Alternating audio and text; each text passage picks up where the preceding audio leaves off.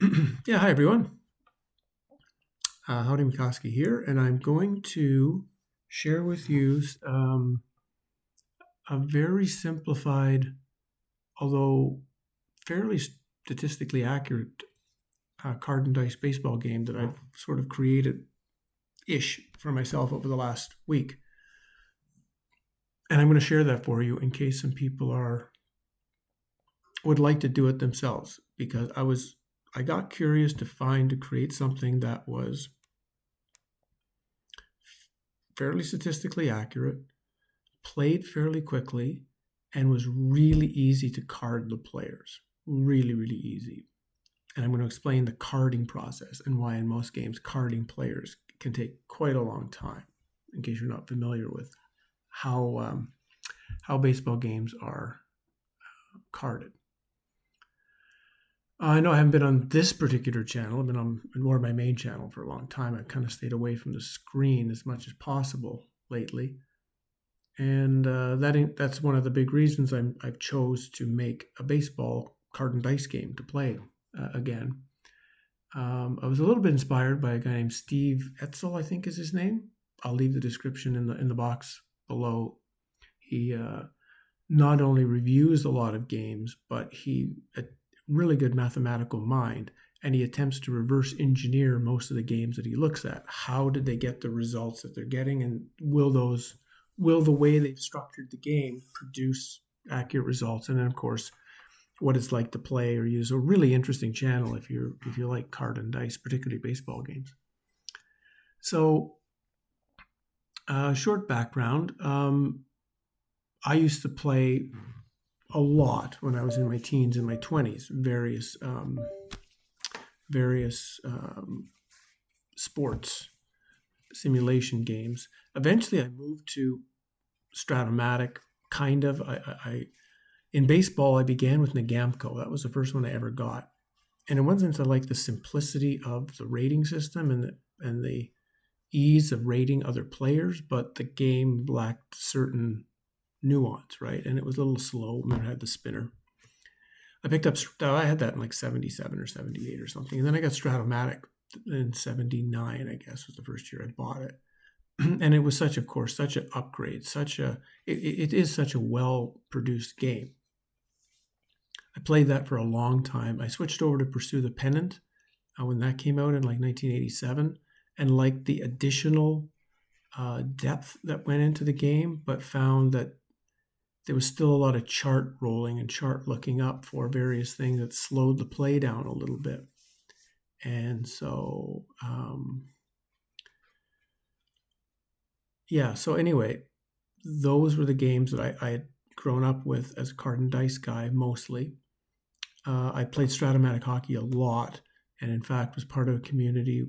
I didn't know there was a community at the time in the 80s that I was doing it myself, that was modifying the game and producing all sorts of modifications and upgrades to make the game realistic. And then bumped into these people in the 90s once the internet started, and we shared all of our stuff. That it's actually up on strathockey.net, my stuff, and I'll leave that link below just in case because I created all sorts of modifications to the game to add referees and coaches and arenas and a revised penalty chart and specialized labels for players, whether had a great shot, they were good in front of the net, they were crazy, there was all sorts of things, so that if it happened in a hockey game now, it could happen in Stratomatic. You would get Steve Durbano once a year would punch a referee or fight somebody in the stands, or it would just happen. I liked the football games, but I always found like Stratomatic football or Pater was a great game actually, but it was really hard to reverse engineer the cards, which is something I like to do. I like to be able to make cards because I like to be able to card whatever league or game or whatever else I'd like to create. So by reverse engineering, I can do that. So this project, like I say, to get away from the screen. So I stopped playing the card and dice baseball games 10 or 15 years ago and had moved slowly over to out of the park baseball. Very good management sim, unbelievable depth. a few things about the results of the game, how the results are generated, which makes it a little bit more difficult for a straight replay, and certainly more difficult to try to replay a particular league because they have so many variables that go into how the numbers are produced. So I only generally play a lot of fictional leagues, and I thought this would be great to take one of the fictional leagues from Out of the Park Baseball and turn it into a card and dice game. And what I did is I looked through a lot of these existing games that I used to know, use them as a model, and then thanks to Steve and some of his videos, I came across sort of a realization. And that was the majority of main games work with a batter-pitcher card. And the results go 50-50, right? There's a 50-50 split of the dice. The dice either roll on the batter card, the dice either roll on the pitcher card. But actually, those are very difficult cards to make mathematically. You wouldn't think so. But actually, to do it that way, which I'll explain, is very, very challenging. And the great light bulb moment to simplify the process was through games such as Big League Manager, I think was the name, and World's Greatest Baseball Game, where you had the batter cards were made complete. And instead, the pitchers were, sneeze. Yeah, sorry, I had to sneeze. And the pitchers were rated in various areas with pluses and minuses on the batter card. And I thought that's genius, because now you don't have to actually make a full pitcher card, and you don't run into the problem of making the card. So what's the problem of making cards in a batter pitcher card scenario mathematically? The problem is, which everyone who starts to reverse engineering cards, I guess the first one I came across reverse engineered was Bruce Bundy, who had given a reverse engineering of the Strat-O-Matic cards, is in your mind, you think if you have a 280 batter, his card should be rated for him to be a 280 batter. If there was if you were 0 to 100 on the dice roll, he should have 28 out of 100. That would make sense. You would think mathematically for him to be a 280 hitter, but that's actually incorrect thinking. Because the problem is because there's a pitcher card that he's going to be going up against, you have to temper in this case, the batter's card to the average pitcher card he's going to face in the league, which let's say the average pitcher is going to have the league average was 260. So the average pitcher he's going to face in any particular situation will average out as a 260 hitter. So if you left him as a 280 batter with 50-50 results, he's actually going to wind up hitting 270 in your simulation, because he's getting half the results lower than it's supposed to on the pitching card. So to make it accurate compared to the average, you have to double the difference between the average. So in this case, you'd actually have to make him a 300 batter in order to match out what's coming. And you have to do the reverse for the pitchers, right? If the pitcher's a 254, if his batting average is 254 against, and the average, like I say, is 260, well, you've got to card the pitcher to, what did I say? 254? So 60, you have to card him to 248 on his card. So right away, it's a minor thing, but it's the first problem. And you have to do that with everything, with doubles, triples, home runs, walks, strikeouts, everything you're going to card that's particularly an offensive result that produces men on base.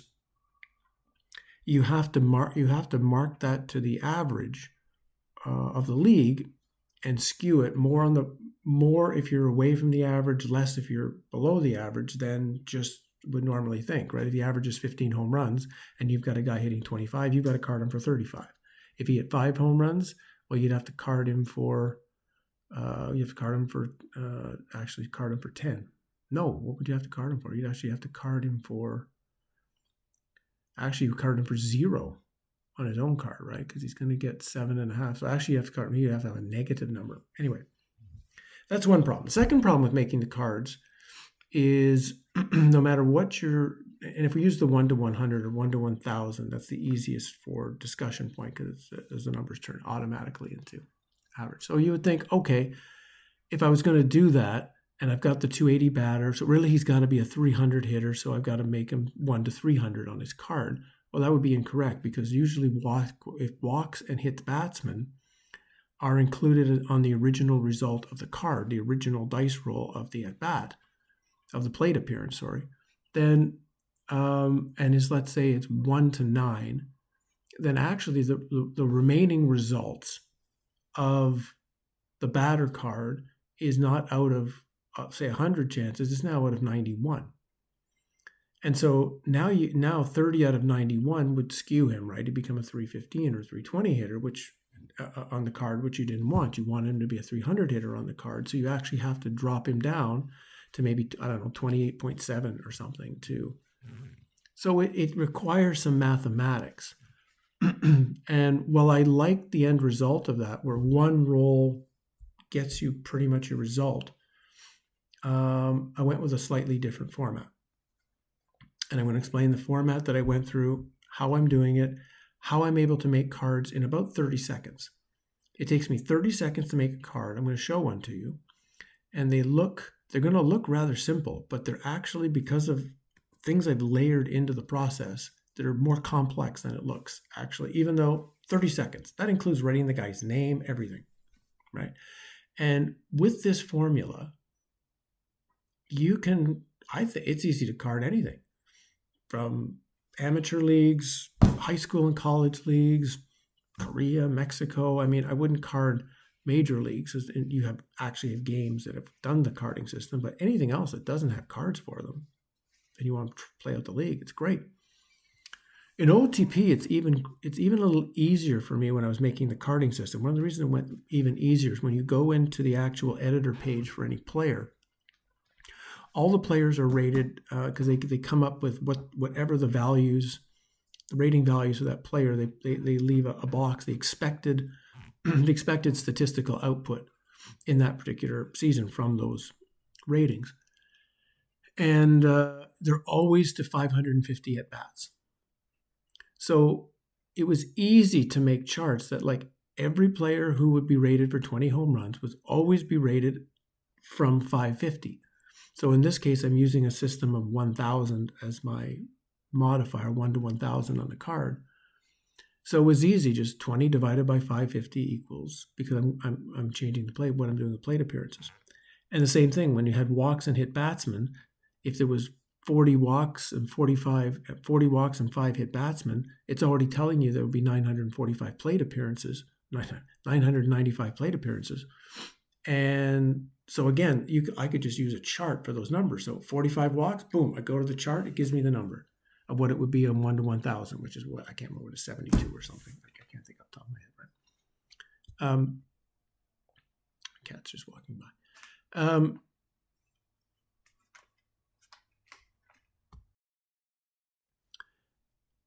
So again, I said I wanted playability, which means one of the things I would not play any game. I saw a lot of them out there where the result wasn't right on the card.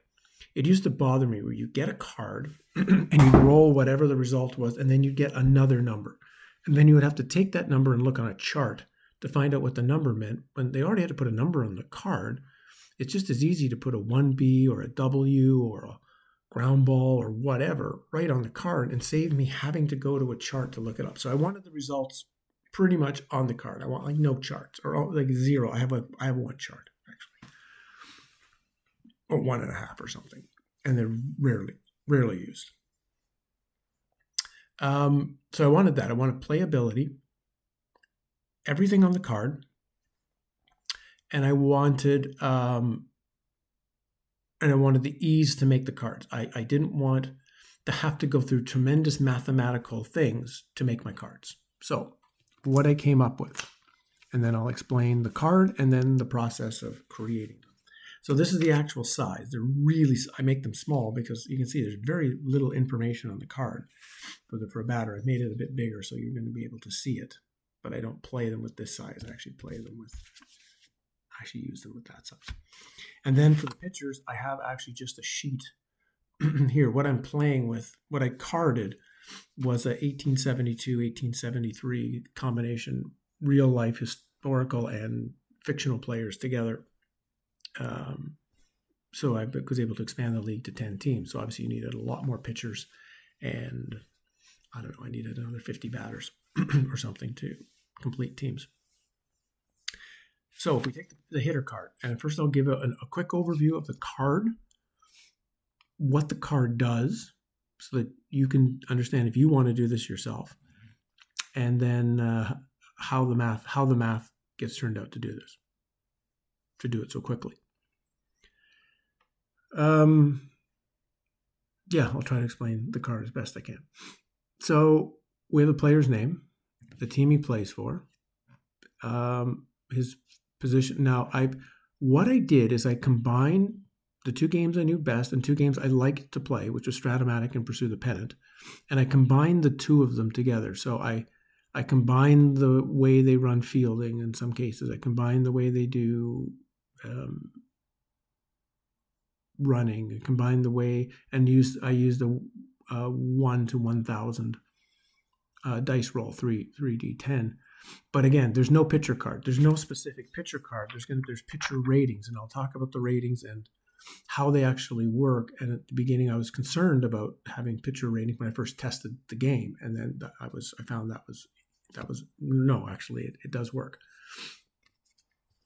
So name, you have his position, his fielding rating, which for those who know Strat-O-Matic at 3, that's just an average player. A 0 throwing arm, you can go up to a -5 throwing arm. So a very average fielder, but he runs well. A base stealing 1 to 16 is his running rating. So this is roughly Strat-O-Matic stuff at the top. I'll explain the fielding chart in a moment. But so he's then rated for home runs. Now, well, actually, I should do this first. He first gets a walk hit batsman rating. So the first thing I do is create a percentage. In this case, it's 80 out of 100 or 80 out of 1,000, that he'll get a walk or a hit batsman. And what I'm doing is I am checking this roll first before I get to roll an actual at-bat. It made it easier for carding. It adds one more thing. I don't actually do it with a dice roll. I actually use a deck of cards, and I take out the 2 black kings, so I have 50 cards. And it's great because I've actually added a second thing into the cards, which I'll explain. So 2 things are happening when I turn the card over, which is a couple of checks, which include, did the player walk or get hit by a pitch? And again, there's a pitcher rating, which here's a pitcher listing, which you'll see has walks, home runs, hits, and strikeouts. In these columns, dropping the rating means a better pitcher. Adding to the rating means he was not as good a pitcher. So Al Spalding, real pitcher from that year, minus 15? I think it's minus 12. So he's minus 12 in the walk. So actually this 80 rating would become 92. He'd be 9.2 instead of 8%. While if the third guy was pitching falsetto, he would add, what was that? 14. So the rating would become 94. Oh, I'm sorry. If Spalding was pitching, it would become 68.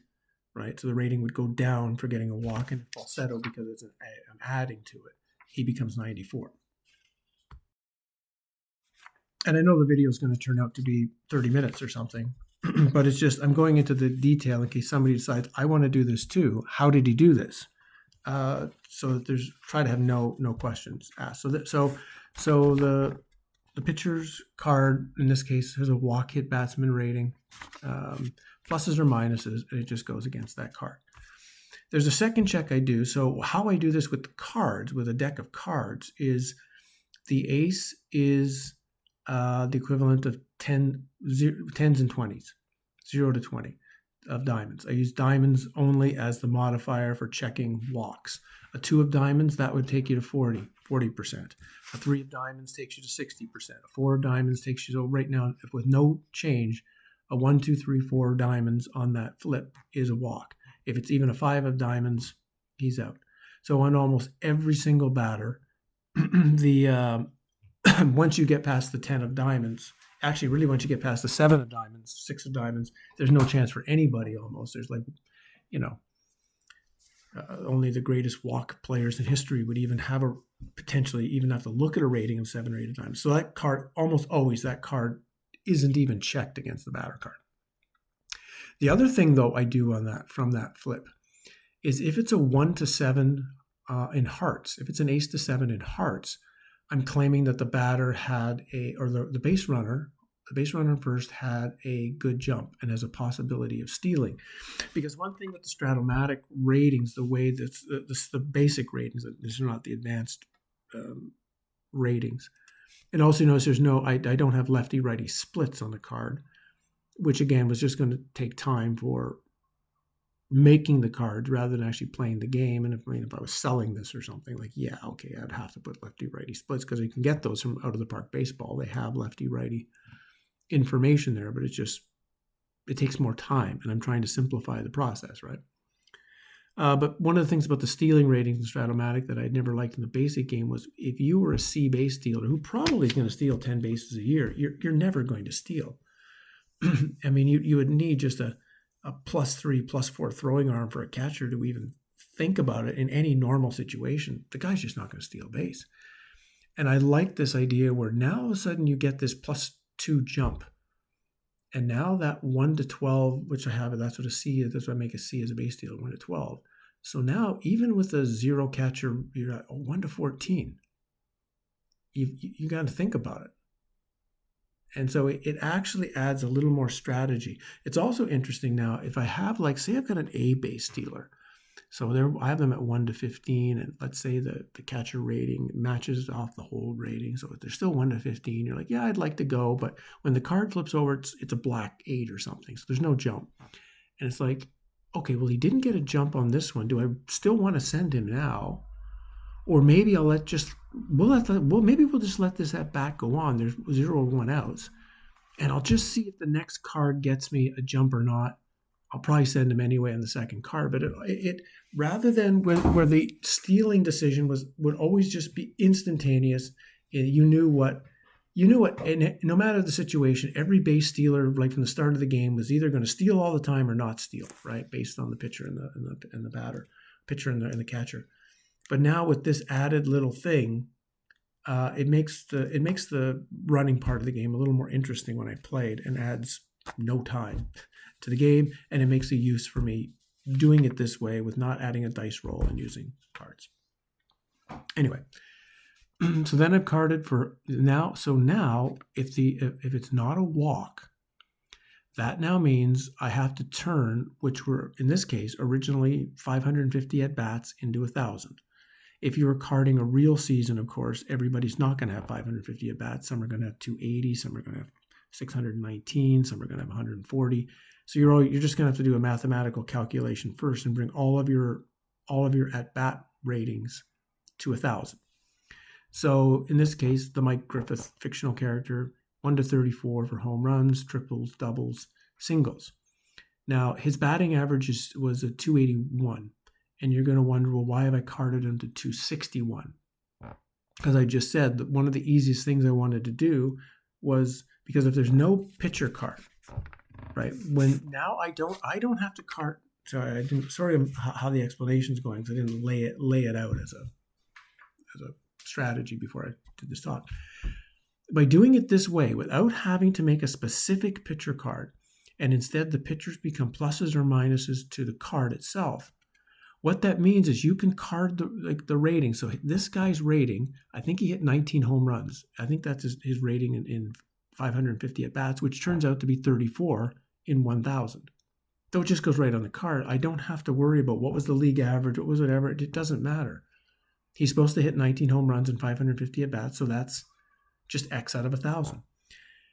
That includes everything, but in the singles, in the overall total of hits, which just fills up once I get rid of the home runs, triples, and doubles, which I actually have to find the number for, the singles just become whatever's left to the batting average, which would be 281. But when I get to the fielding rating at the bottom, when I explain what my fielding chart is, there should be on average 20 hits going to the batter out of 1,000 off the fielding chart.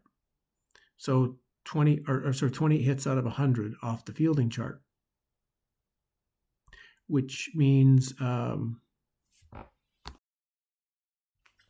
So while I was talking to you, I thought I think I maybe made a slight mathematical incorrection with my fielding chart, because what was happening was I thought that out of the 100 potential plays that hit the fielding chart and the ratings, where you would check ratings of the various fielders to where the ball had been hit, and I had an average on that chart of 1 to 20, which would be 5 hits on average out of every 20 rolls, and every 20 or five it's 5 out of 20 as an average. And so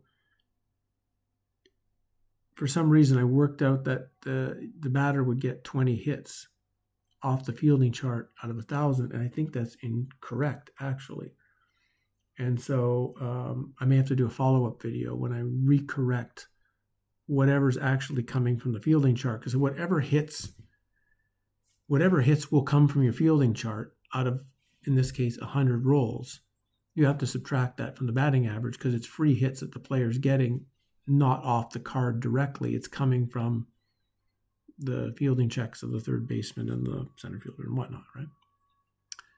So I may have to make a slight adjustment there, but that was my originally, for some reason, 5 out of 20 is the average off the fielding chart that I made of chances. There's 100 chances, and I think my numbers are incorrect, and I may have to actually drop more off the batter's hits rating. Anyway, so pretending everything is as it is at this point, the advancement of runners on hits are, I use the pursue the pennant idea, which, so if as a single, for example, I rolled an even number. So if I rolled, it starts at 105 for singles. So if I roll 106, that's an automatic 2-base advancement for the runner. But if it's, in this case, 105, if it's an even number and he gets a single, well, now I'll have to roll to determine which outfielder it got hit to, and now the throwing arm will come into play with the possibility of the running rating of the runner to determine if the runner wants to try to take the extra base. So the card doesn't need that sort of extra, what is the single, what is the double. It comes right out of the dice roll, simplified. There's a space after this. It's the line out. It means any out where there's no possible chance of advancement for the runner. Line outs, pop outs, anything that's not a strikeout, but line outs, pop outs, even ground balls or something where the runner just couldn't go anywhere. There was just no chance of advancement. I put that after the singles rather than strikeouts because of the pitching adjustment. Sometimes players have to get more. They have to get a plus adjustment for hitting. And so I needed space that could be used 10 or 20 numbers, for example. It could be turned into singles and not take away from the strikeout column. So then next is the strikeout column. And again, space between what's coming next so that if strikeouts have to be added from the pitcher, it goes on. Next is an out column. And the out column is divided in two. One is a ground ball and one is a fly ball rating. And that's kind of arbitrary. I don't go through any sort of thing, but I just go by home runs. If a guy has 20 plus more home runs that is carding for, then he's going to hit some more fly balls. So I skew it beyond 50%. If he's right around that 15 to 20, I make it about half ground balls, half fly balls. If he's less than that, then I just skew it a little bit more. Same thing on those rolls. Again, an even roll. So in this case, the ground ball starts at 501 to 750. So a 702 ground ball means it's a double play. If it's a 701, that's a chance for a possible fielder's choice. The runner on base in that case is out, and the batter has to roll against his running rating to beat the throw to first base. So just again to add a little extra curiosity into my game. Same with the fly balls. If it's an even roll, so 750, it should be 751. I don't know why it's 756 there. I'll make a change in case you're reading the card. So if it's 752 as the first fly ball number, then it's an automatic advancement. It's an automatic advancement. If it's 752, then you have to check the fielding rating, the arm rating of the fielder who gets the ball, etc. And the last one is the fielding chart. and it's a slightly skewed chart. So like 900 to 904, you check the pitcher. 905 to 915 is the catcher. Second baseman, shortstops, and center fielders get more chances than first baseman, left fielders, and pitchers. So those are the cards. I've got one thing I have to check that's slightly, maybe my mathematics is slightly off with creating the singles on the card. The game is kind of played out mostly fine up to this point, but that might just be small sample size. Again, so the pitcher ratings, in this case, one real pitcher, which happens to be Al Spalding, and a number of fictional pitchers. And so Al Spalding, very good. He's minus 12 in walks. He's minus 1 in home runs. He's minus 22 for hits because he had a very low average when I translated the numbers into a modern environment, and plus 14 for strikeouts. So if we took the Mike Griffith card against Al Spalding, he becomes, 68 for a walk. He becomes now 33 for a home run. We would take off 22, so in this case, he'd be down to 239 for a single, but we'd add 14, 914 for his, would be how many strikeouts, right? For a weaker pitcher like this Graham Wilson individual, another fictional character, well, that now he adds 12 to his walks. He would be 92% or 9.2%. I'm sorry for that. Add 5 to home runs, so he actually becomes 1 to 39, plus 5 for a hit. So we now take him up to 266, and he loses some of his strikeouts. They become ground balls, so potentially other things that can happen. Okay, I think I've explained the cards. How I got the pitcher numbers, because I explained how I got the batter numbers. The pitcher numbers are, again, moving the pitcher to 1,000 plate appearances. 1,000 at bats, or 1,000 plate appearances for the walk rating. I'll do the walks and at bats first. So that goes out into 1,000, just like it was for the batter card. Now here I had to take the average, and the average in my league out of 1,000 was 78. That's what the average batter would attain in a season. So the plus or minus rating, if you're below, if that number was below 78, then there's a minus. If they're above 78, it's a plus. Home runs, I think the number was 27, I think was the number. For strikeouts, it was 200. For the other columns, for hits, home runs, strikeouts, I had to go to 1,000 plate appearances, 1,000 at bats, as opposed to 1,000 plate appearances, because the walks are off the game at this point.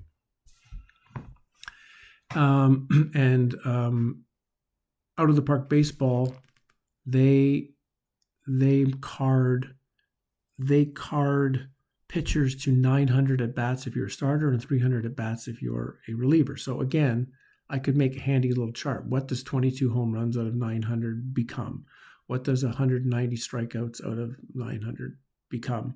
And then right away I could see, is that above or below the number, and make the card. So I tested the game out. I played 6 test games in the last 3 or 4 days before I made this video. And at first of all, the game, it plays really quick, right? Because all the results are off the batter card. All you have to do is every once in a while, there'll be a pitcher adjustment. Everything else kind of plays the way all the other games have played. I'm playing games in about 20 minutes, 25 minutes if there's a lot of base runners. And I'm scoring it. But because I don't need to care if there's an out with no men on base, it doesn't make a difference whether it's a fly out, line out. It's just an out. If it wasn't a strikeout, it's just a 0 on the scorecard. You go really, really quick. So the scoring goes fast. Everything goes fast for keeping the score with the game. So yeah, I've got it down to, like I say, it's about 30. It took me about 30 seconds to make this card. I had the stat line. I've written all the stats of like the team, the players I'm going to make. So with 14 batters, it takes me about 7 minutes to make a team. And the pitchers, kind of less. Again, once you got the stat lines, it's just, because I don't even have to actually extrapolate them to 1,000, I have a chart. I made a chart that, 10 out of 500 equals X out of 1,000. 10 out of 550 equals X out of 1,000. 15 out of 550 equals. So it was just literally write down the numbers off the player value chart of the expected value, cross-reference them to this little small chart I made, and I've got the exact number. It just goes right on. It just goes on the card. And for the pitchers, it was the same thing. It was just I have a chart value to the 900 for the other ratings, where it was 550 for the batters, and it was just so the pitcher card, the whole pitcher chart. It probably took me just as long to write the names down, or it took me I don't know, 2 minutes, 1 minute to write the names, and it took me 2 minutes to make the card. So probably if it took me 10 minutes, once I had the values down to make all of the player cards required for the game, that was it. So I played out the games. The first game that I played out was a 4-game series. It was a 4-3 win for Peterborough. I was using Canadian Ontario team names. So they won 4-3, but I was concerned because not once did the pitchers in the game on either team influence the batter cards. All the results were straight off the batter cards, and I thought maybe the adjustment doesn't work. I'm not putting enough adjustments from the pitcher it's going to make any difference. The second game was similar. Although the game was like 12-2 or something, it turned out to be a blowout. Again, there was almost, I think there was only one time I even had to kind of think, do I have to add or subtract this might be a hit or not a hit? There was only once out of the whole game of all the at-bats, all the plate appearances. So I thought, I think I got a problem with the structure. But then I played the third game. And in the third game, I had 4. I had a home run that became a home run that wasn't because of the pitcher. I had one hit that was added, 1 hit that was taken away, and I had 1 extra strikeout. So in that game, and there was 4 different changes that had happened. And in the other 2 games, I started to notice there's been the same thing. There's been 2 or 3 really close calls where it's either been like I've had these ones where there's been like, an addition of like 6 to the batter, and then you roll, but there was 7 over what he normally was supposed to hit. So it was like he almost got the extra hit he almost got the hit with a 7 higher dice roll, but the pitcher was only 6. I've even had some of those where it's been almost one way or another, like almost he lost the hit or almost he got a hit.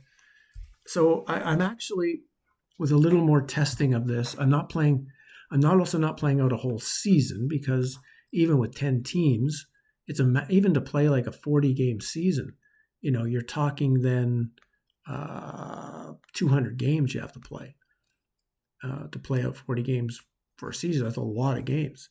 So I'm just playing a modified playoff with the teams.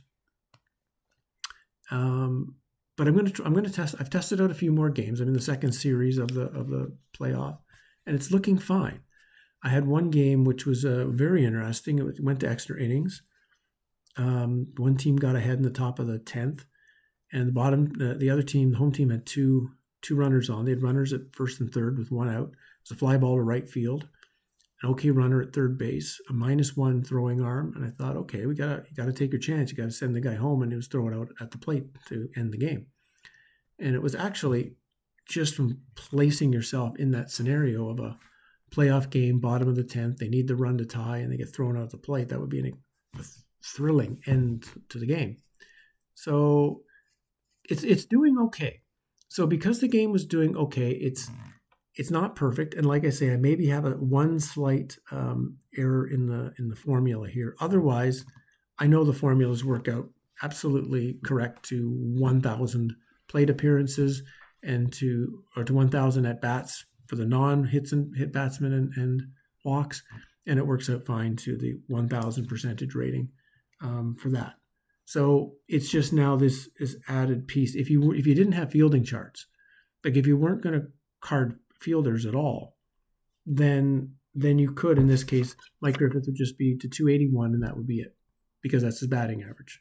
And in the course of, if it went against an average pitcher this entire season, he's going to, which he will, because on average, one way or another, I think the average in this year was 262 overall or something. So his 281 average is going to come up, other than dice skewing of dice rolls, which will raise it slightly over less skew the more games you play, more at bats he has. It'll work out right. But because I'm getting hits off a fielding chart, which is coming somewhere else off the card, I have to make a subtraction. And like I say, I'm going to have to either alter the fielding charts a little bit to make it so that it is 20 hits out of 100, because that was the thing. It was 5 out of 20, and so I thought that was multiplied by 4 out of 100 potential rolls, you get 20. So I think it's correct, actually, that a 5 out of 20 off the average fielding chart, and there's 100 out of 1,000 chances to go to the fielding chart. I think it is 20. I think it's the right number, but I'm going to just have to check my math. Anyway, so we got 40 minutes. So I'm sharing all that with you just because in case it's something you wanted to do, you could card anything. And if you wanted to have the fielding ratings on the card, of course, fielding ratings are kind of subjective. Like there are field other than errors, which, okay, that's an actual mathematical percentage. The rest, these things like zone ratings or how many times like a runner's thrown out, that doesn't really tell you an outfielder's throwing arm, for example, because a guy with a weaker arm is going to be tested more, so he has more chances to throw guys out. So if a guy in a season only throws out 4 guys, well, is that because he's got a great throwing arm and no one will run against him, Dave Parker? Or is he kind of a crappy throwing arm? So because Reggie Jackson used to throw out a lot of guys, but his arm was quite average, right? But just guys would test him. So, or I think it was probably a little better than above average, but still because of that, guys tested him when he didn't test Dave Parker. So Parker threw out really almost nobody in the season. And you can't just go by the stats. So you kind of have to have a way of eye testing a bit the fielding ratings. My fielding ratings, by the way, I've made my charts go from 1 to 5, but I've added a 1+, which is for rare field. That would be like Brooks Robinson or Ozzie Smith, or just a player who was literally even beyond the best of the best at fielding. Because one of the things I didn't like for Strat-O-Matic, for example, is that one column, the one rated fielder, you could never get a hit off the card. You could get errors off the card, and all the one fielders then became equal. And the one fielders, that block of players, are not equal. They're all good. They're rated as a 1 over a 2. But while the 2 fielder you could get hits off the 2 fielder, you couldn't off the 1 fielder. And so what I did is I added some to what I'm now classifying as a 1 fielder off my conversion, because Out of the Park Baseball also had lots of fielding ratings. So it was no problem to make an adjustment, like this guy's a 2, this guy's a 4, this guy's a 1. So I added hits to the one rating player there, along with their error chances. And I added a few more hits to the card compared to a little more like Pursue the Pennant. Pursue the Pennant had quite a few more hit chances off their fielding chart. So I kind of cross-referenced the two and came up with, like I say, the average turns out to be 5 out of 20 on any column, any roll column. But if you didn't know the fielders, then it's even easier to make the cards from the standpoint of the batting average. But if you have a way of carding fielders, then just add the 900 to 999, and I can technically give the numbers I'm using for determining who the fielder is. Like I say, a second baseman, a shortstop will have a little bit more than the first baseman and the third baseman. Third baseman gets a little bit more than the first baseman and whatnot. I think that's it. I think I've covered the whole thing here. I can't think I'm missing anything, but that's the game I've created, and carding fictional leagues. And I might next maybe card something like maybe like an NCAA conference, or a smaller because it's also nice to have small leagues. As soon as you get into 20, 25 teams, or even though I'm going quick, it takes some time. So it's nice, like the Korean League is great. Like it's only 10 teams, right? Different than the Mexican League, which I think now is 20 teams. So it takes twice as much time to card, and then you have twice the number of games to play and games to play. And so small leagues from that aspect, from the dice gameplay is fun. If you're an OOTP player, if you have OOTP baseball and you play that at home, it's totally fun to take my fictional league, which has been just numbers on a screen kind of, and putting them to cards where I'm actually rolling dice with them brings the experience to much more to life. And of course, now I know that the Mike Griffith card 281 and 19 home runs out of 1,000 at bats.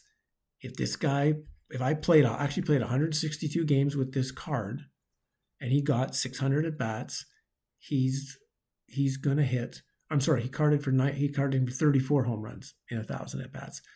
So in 550, he'd get 19, and 605. If he got 605, he'd hit 20 home runs. And his 281 average, based on the rolls of the game and luck of the dice, and did he face a few better relief pitchers than somebody else did? Maybe he hits 274, 275. Maybe he hits 284, 285. The skew will be probably within that 5-point range if you played a whole season with the card, which as an OT player, you know that 281 rated hitter, he might hit 225. He might hit 316, and which is probably more real to life. The skew factor in real life discrepancy year to year of players is actually that great, right? There's a ton of factors why we don't look under the hood at, pick any player at random from history. We don't look under the hood at Andre Dawson, right? But under the hood, you might say Andre Dawson for most of his career had a baseline series of stats. But when you look at his stats over history, they had great fluctuation based on all sorts of things, right? Which is not just some luck, how he's feeling, how healthy he is. Was he going through colds one year? Did he have problems with his family in one year? Did he not have problems with his family? Did he like a manager? Did he not like a manager? Did he have some sort of problem at his home during one season? Or did something really good happen to him and he got, something great happened to somebody in his family and he felt really great when he was going to the ballpark? And, all the factors we can't recognize. So the swings are probably more accurate. What OOTP does is probably more accurate, realistic to what things do. But from the gaming perspective, once I know under the hood what the player's rated at, that I know in 550 at bats, Mike Griffiths is supposed to hit 19 home runs and hit 281. It feels strange for me to see him hit 221 and have 11 home runs in that same amount of at bats. That just seems odd. So I can say it's been fun to take that fictional league now and play it out to see, okay, here's the generated players. Here's what they're kind of supposed to do, and watch them sort of play it out. Now, of course, sample size, right? Ross Barnes, another true life player from 1871-72, who's rated as the top hitter, batting average wise. Anyway, I think it's because he's modernized. All the ratings now are modernized-ish. So he was rated, I think, at a 368 batter with 22 home runs. But so far, I think he's 1 for 8. He just had a hit in his last at bat in the second game of this series. So right now, you could say, oh, well, Ross Barnes is wrong. Over a small sample size. But once I play more games, there should be just naturally Ross Barnes is going to be rolling in the 100s and the 200s on his card, and it's not going to matter who the pitcher is. He's going to start getting hits. With baseball stats, it's sample size, and you have to start getting it. That's why I prefer, if I was actually going to play a real season, at least a season-ish with a whole season of players, I would want to play at least 40 games, because then that gives at least, if you have 5 starting pitchers, they've had 8 starts. Batters are going to get in the 160, 170 at bat range. So things are going to start leveling out. You're going to see less guys at the 210 level or at the 400 level. You're going to start over the 40 games. There's going to start being, it's still going to be a bit of movement from the median of whatever it's supposed to be for that player, but it's getting closer. Again, just trying to play a 160 game season. Like, I understand most gamers, if you're going to play out like, I used to play out half seasons for a team. I would pick a particular team that I was interested in from that year, and then I'd play 80 games of their schedule, which was realistic, right? If you played one game a day, well, that's 80 days. It's around 3 months of your time. And if you added a couple of games a day, you could maybe get it down to with 2 months, I could finish 80 games and finish one team's look through of a season. But once you want to start doing something with all of the teams that you have available, it's the time is starting to add up. That's why the computer gaming sim world has exploded, of course, over the last 20 years, because you can play multiple seasons in seconds. It keeps all the statistics for you. Everything is perfectly kept. You don't have to record anything. You don't have to have sheets of paper with results on it. Nothing. And it does it all for you. Fabulous. And I remember back in like the 80s and 90s, when computers were finally just starting to move into the day-to-day world, I thought, oh, this is going to be great when I can have baseball sims on a computer and I don't have to do all of this stuff, and I can play out 162 game seasons quickly, and I can get results for players and just play the games out that I want. And yet here I am, realizing that I don't want to spend, when I'm playing gaming like this, I don't want to have to be looking at a screen to do it. I want to be able to do it anywhere. Take it to the cabin, take it to the woods if I want to, take it anywhere. And I can just, if I've got the cards and I've got the dice, I got a piece of paper, I can play. And so that's one of the reasons I wanted to do this. So, long video, but I shared it with you for the purposes of maybe you find this interesting and you might want to do it for yourself, because this was so simple. Once I got the idea of just make the pitchers a plus or minus rating back to the batter's card, that all I actually have to make are batter's cards. Therefore, I don't have to worry about what the median range of the league is. I can just card it exactly as the stats indicate it should be carded. Went smooth. And as you heard how I played, I've added complexity into the card, that even though the card looks simple on the surface, a lot more results get shown from the card right from the original dice roll.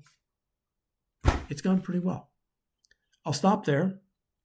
I promised this particular channel a couple of years ago in my last video that I was going to do a video on the Philadelphia Flyers of the 1970s as to why they actually were successful the 2 years they won a Stanley Cup, and why they haven't won a Stanley Cup since. Why some of the formulas that worked for getting them to win, they never changed those formulas, and it's why they haven't won. So that I'll do that at some point here when I get a little break in the summer, and because I promised I would do that, and I will come up with that in sometime in the next month or so. But anyway, a home carded baseball game, which has turned out to be simple and fun and great. Cheers.